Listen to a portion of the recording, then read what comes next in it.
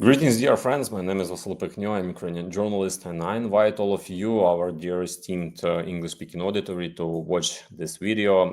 This is fresh review update on Ukrainian battle map situation, what is going on Russian-Ukrainian war as of July the 19th. Don't forget to subscribe to our YouTube channel before you start watching. Like this video, share it, and leave your comments below. Just right here. So let's start today's review, and let's go. Let's move on. So I'll probably start with the Novopavlivka direction, because this is the area of combat operations that, to put it mildly, raises the greatest concerns. Even recently, advances by the enemy have been marked here on the deep state map. But at the same time, there have also appeared videos from our soldiers in this direction, particularly from representatives of the 20th Army Corps, which show that the armed forces of Ukraine have raised flags in Yalta, raised flags in Voskresenka, and claim that they have liberated these settlements. What does this look like? Let's take a look at the video. So in Voskresenka, that's the southern flank, the 31st of March, in a brigade and the 31st Mechanized Brigade are operating there. And in Yalta, further north, the 505th Separate Marine Battalion is operating. This is the 37th Separate Marine Brigade, one of the battalions that belongs to this brigade. Now we'll return to the map. We'll discuss some of the main trends and figure out exactly where. Well, actually, in rather calm, let's say, trends, in a calm mode, our soldiers are unfurling flags. There is no sense here that any threat is looming over them. And if we're talking about Yalta, let's take a look at the exact geolocation where the flag was raised. Although, as we know from the Russian example, raising a flag doesn't necessarily mean anything yet. But again, when the soldiers feel so calm while the flag is being raised, that does mean something. Right here in the center of Yalta, our Marines from the 505th Marine Battalion raised the flag. And in Voskresenka, in the center of the settlement, soldiers from the 31st Brigade also hung up the flag.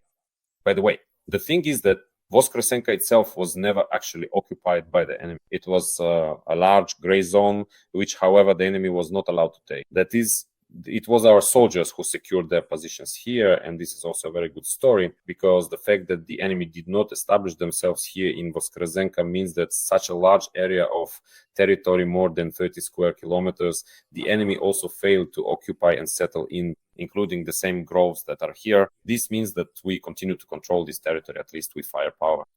Overall, there is another very interesting trend emerging from these two simultaneous symmetrical strikes in Yalta and Voskresenka.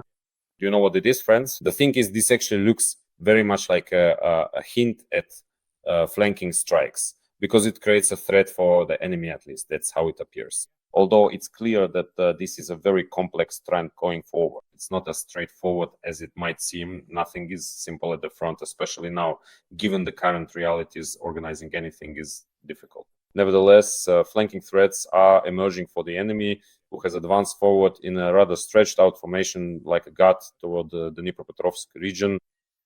And this is exactly where the threat for the enemy arises now. If this flanking success continues to grow, won't they end up being cut off from their main supply lines? And in fact, the enemy has every chance of that happening. That's why certain echoes are starting to appeal. Let's call them positive echoes, that the situation in the Novopavlivka direction is taking on signs of stabilization rather than the enemy advancing here. But let's not get ahead of ourselves. We'll see how things actually turn out here. Because I repeat, even raising flags does not necessarily mean anything significant on the current front. That's regarding Novopavlivka. Some positive trends are emerging here.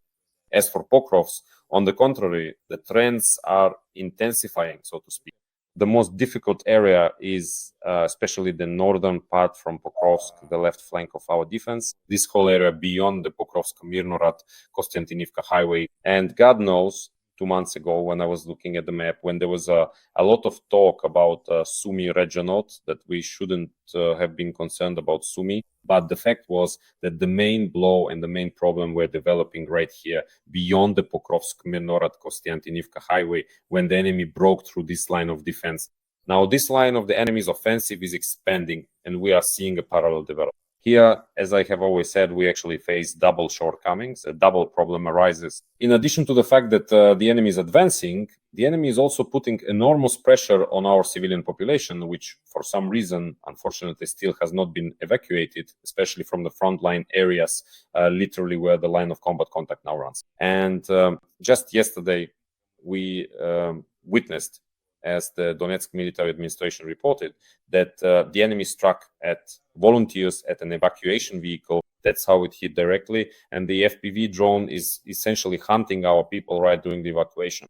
And in addition to this, an FAB-250, that is a Russian aerial bomb, was dropped on Konstantinivka.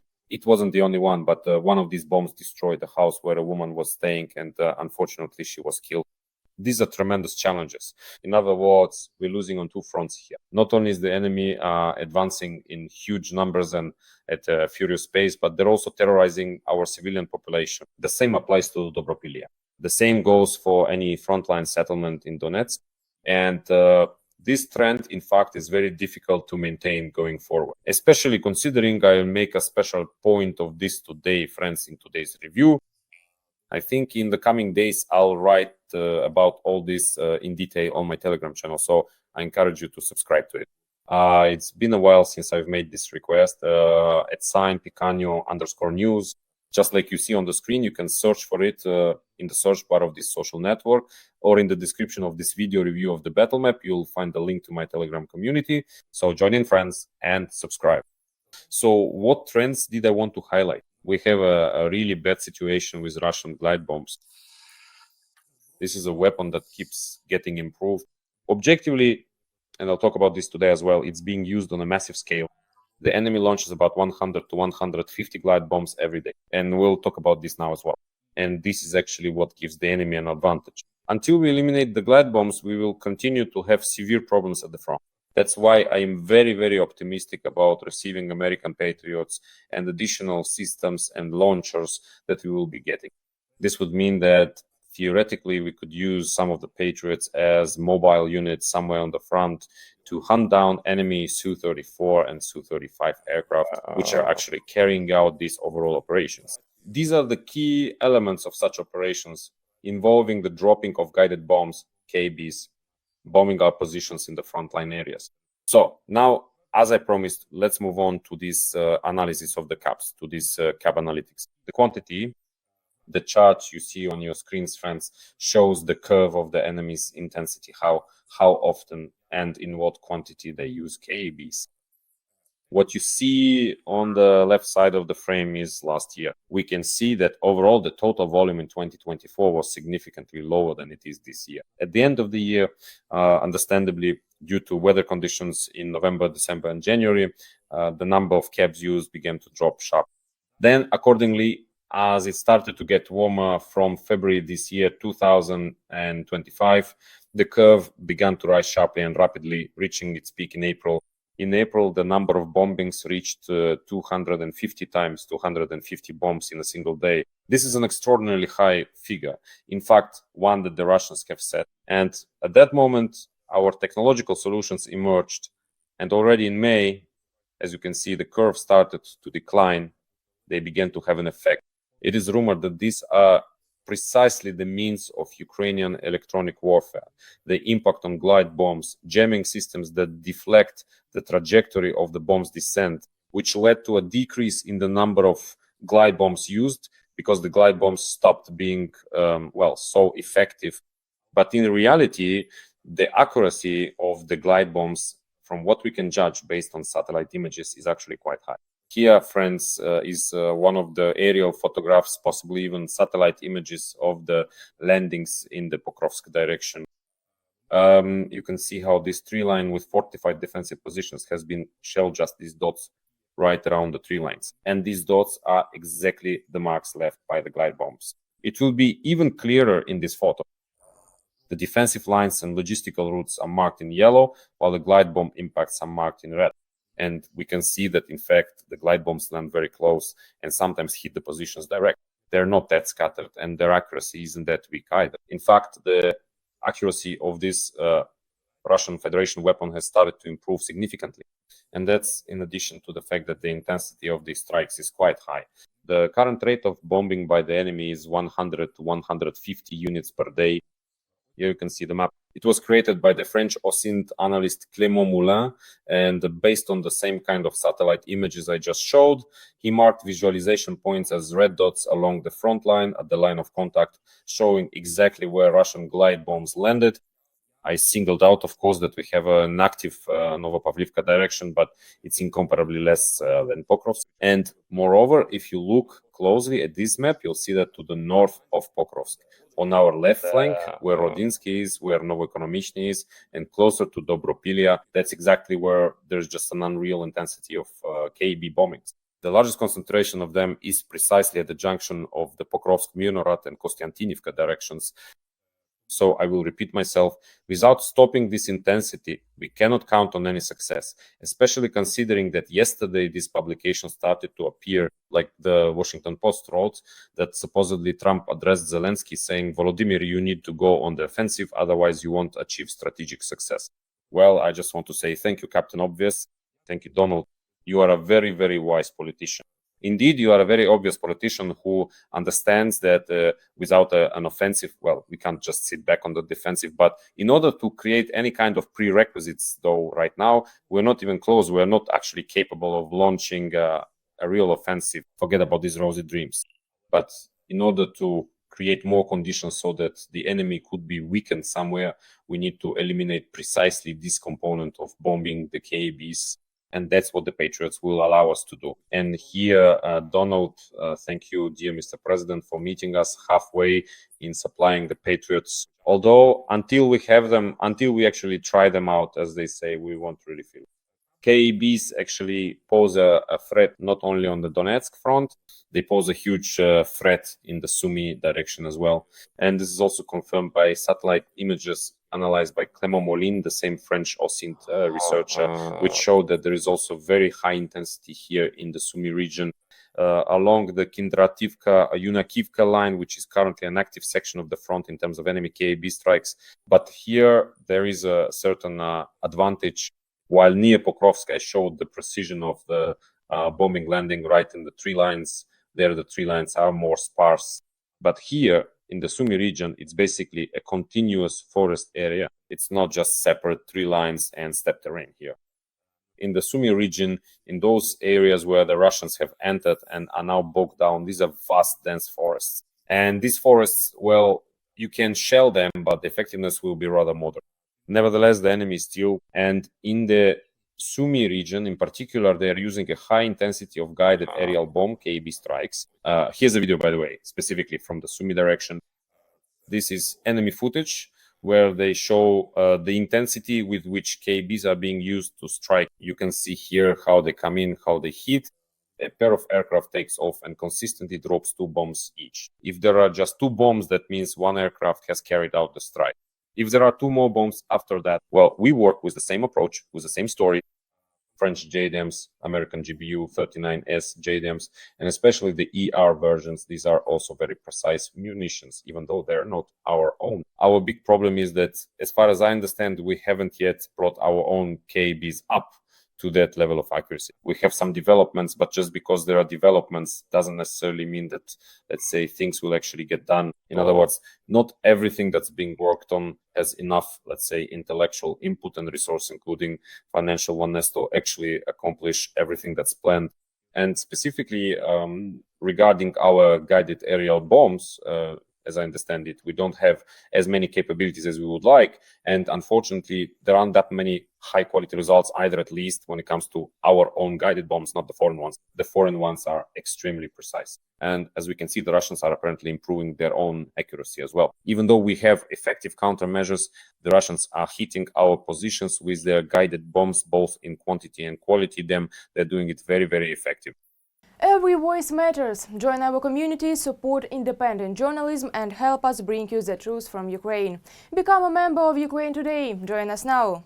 Myropillia. Here's another area I wanted to draw your attention to today, friends, because Myropillia isn't mentioned in any reports as an active combat zone. But in recent weeks, according to the information I've received from fighters in that area, the Russians have carried out at least 4 large-scale you could even say massive assaults as they tried to break through to Myropillia. All these assaults are more or less well prepared, in fact, but for now they have all been repelled, even though they have cost us dear. Unfortunately, the occupiers have caused us a lot of trouble, but this section of the front is holding. So the general trend, the overall summary, the general review of the situation in the Sumy direction is close to stable. This is where the enemy has recently significantly intensified its combat activities. I have already mentioned this regarding the Vovchansk direction on the right flank of our defense near Taiki and the Vovchansky Kuturi. And now the left flank has also become more active. To the west of Vovchansk, the Russians are pushing through. And unfortunately, according to some reports, they are present on the southern bank of the Vovcha River in this direction, which is a very unfavorable trend. They are crossing, they're fording of the river. They are trying to establish a bridgehead with the aim of further developing the situation and with the goal of fully capturing Vovchansk, which until today had been a stable section of the front. But with such flanking strikes, unfortunately, it risks turning into an unstable one. Unstable and thus distracting from the other two, or even just on a rather the main important direction where the Russians are currently operating, which is primarily Kupiansk. If we take a closer look at the Kupiansk direction, both the creation of difficult conditions in Vovchansk, the border fighting in the area of Mylov, and the attempts to break through the border elsewhere near Veliki Burlukal, of these have one main objective: to disperse our forces away from the enemy's primary pressure point. This is Kupiansk, north of Kupiansk, in the area of Dvorikhna, with a build-up on the right bank of the Oskar River aimed at the further occupation of Kupiansk.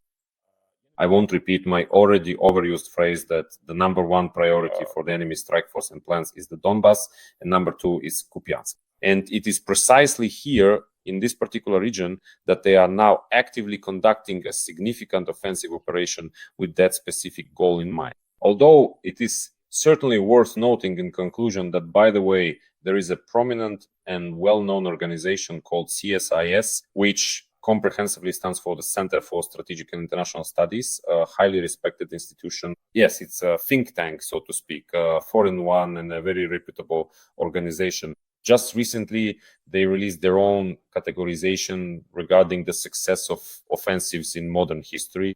And so the enemy's Kupiansk offensive operation was singled out as one of the worst, basically, that has been seen in the modern history of warfare.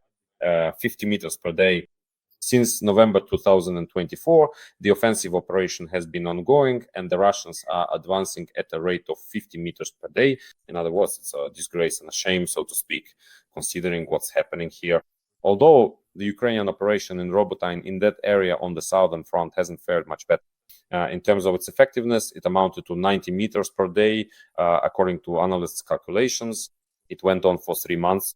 And this, in fact, is to some extent a response to those, as I promised to mention, Washington Post publications regarding the Ukrainian offensive, the necessity of a Ukrainian offensive, those wet, rosy dreams. At this point, in the conditions of drone warfare, it is absolutely impossible to imagine any circumstances under which an offensive operation could be carried out. Impossible.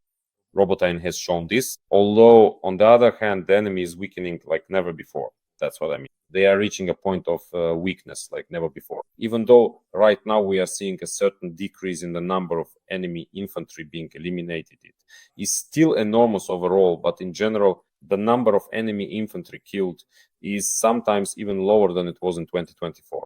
So right now, our commander, especially the new Minister of Defense, is definitely facing the challenge of how to add, let's say, a cluster component to the means of striking the enemy. In other words, how can we ensure the destruction of an ever-increasing number of enemies in order to inflict such a rate of losses on the enemy that their mobilization machine won't be able to keep up? So what was I getting at? Basically that right now, dreaming about a counteroffensive is extremely difficult and even dangerous. That's why I really don't recommend anyone actually do that. And the enemy's offensive campaign near Kupiansk, as I mentioned, has been officially recognized as the worst in recent history in terms of the duration of their advance, the intensity of their advance, and the painful consequences for the enemy as a result of this advance. And by the way, do you know which operation was the best in all of modern history carried out by the troops? It was the Kharkiv operation when Ukrainian forces advanced almost 7.5 kilometers per day in September 2022. In second place is the breakthrough of the Israeli army to the Suez Canal during the Yom Kippur War in 1973, when the pace of advance was also quite high, 5 kilometers per day. Well, that's how things are. On that note, I'll wrap up today's review and in general the weekly summary. Thank you, friends, for your attention. Take care of yourselves. All the best and see you next time.